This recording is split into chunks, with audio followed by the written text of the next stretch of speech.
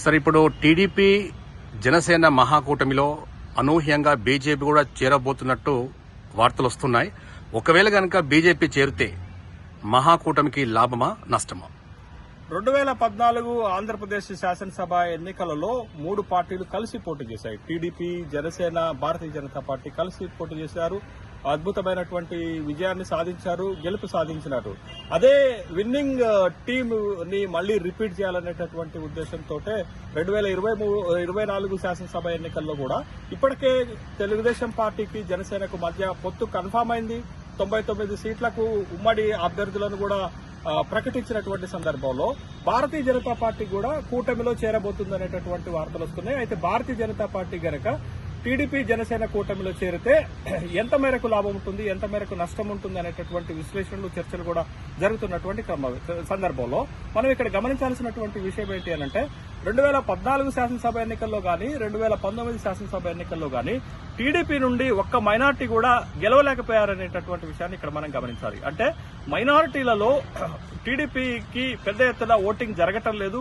మైనార్టీలు నిలబడినటువంటి నియోజకవర్గాల్లో కూడా టీడీపీ గెలవలేకపోతుంది అనేటటువంటి విషయాన్ని మనం గమనించాలి. అందుకే 2014 టీడీపీ క్యాబినెట్ లో ఒక మైనార్టీ కూడా మంత్రిగా లేడు.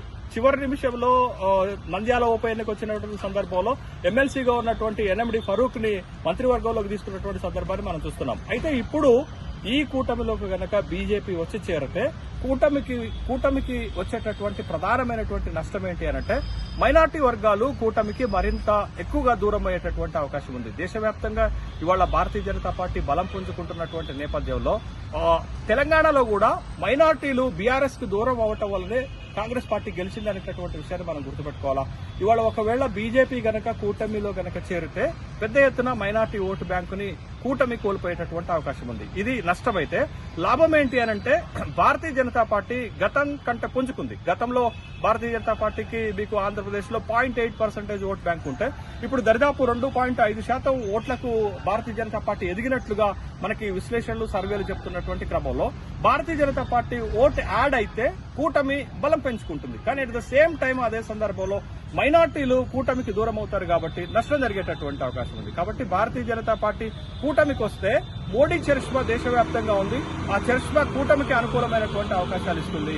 తర్వాత మైనార్టీలు దూరం అవటం వల్ల కూటమికి మైనస్ అవుతుంది. ప్లస్ ఆర్ మైనస్లు ఈక్వల్ స్థాయిలో ఉంటే ప్రమాదం లేదు. కానీ పోయేటటువంటి మైనార్టీ ఓటు ఎక్కువగా ఉండేటటువంటి అవకాశం ఉంది. 2.5% కంటే ఎక్కువగా ఉండేటటువంటి అవకాశం ఉంది.